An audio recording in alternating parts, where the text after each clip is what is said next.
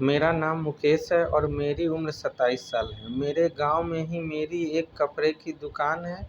मेरी दुकान अच्छी चलती थी, लेकिन मेरी अभी तक शादी नहीं हुई थी। लेकिन मैं दिखने में हैंडसम हूँ, इसलिए मैंने गर्लफ्रेंड बहुत सारी बनाई थी।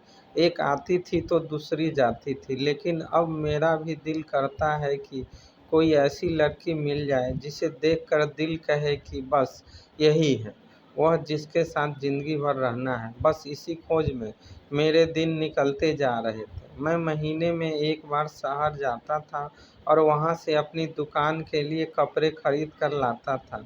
मुझे बहुत सारे कपड़े लाने होते थे, इसलिए मैं अक्सर ट्रेन से ही सफ़र करता था।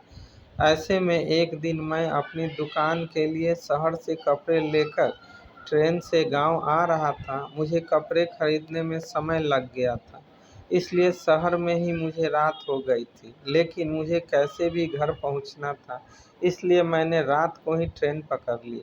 मुझे ट्रेन में बैठे हुए थोड़ी देर हुई थी कि तभी मेरे सामने वाली सीट पर एक सुंदर सी भाभी अपनी सास के साथ आकर बैठ गई।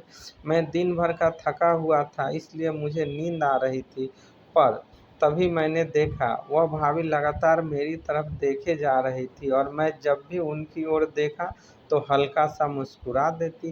भाभी दिखने में बहुत सुंदर थी, इसलिए मैं भी अब उनकी ओर देखने लगा। भाभी को देखने में इतना खो गया कि मेरी आंखों से नींद कोसों दूर जा चुकी थी।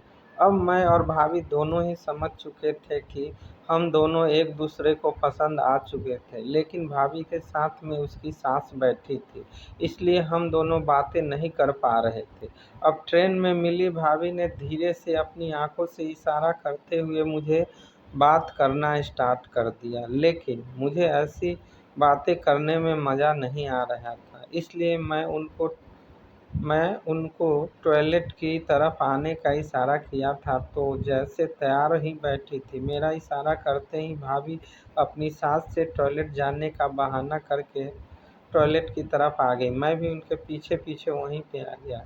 रात बहुत हो चुकी थी, इसलिए लगभग सभी सवारियां सो चुकी थी और हम दोनों के पास अच्छा मौका था। मैंने भाभी से उसका नाम पूछा तो भाभी ने कहा कि वह अपना नाम नहीं बताना चाहती, क्योंकि वह नहीं चाहती कि कल को मैं उनके बारे में किसी को कुछ बताऊं। अब मैं समझ गया था भाभी सिर्फ अपनी आत्मा की शांति चाहती है, इसलिए मैंने आगे बढ़कर पहल की।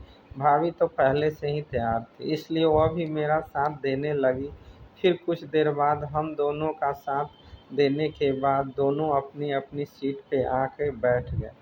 दोस्तों, कहानी अच्छी लगी हो तो लाइक और सब्सक्राइब तो बनता है। थैंक्स दोस्तों।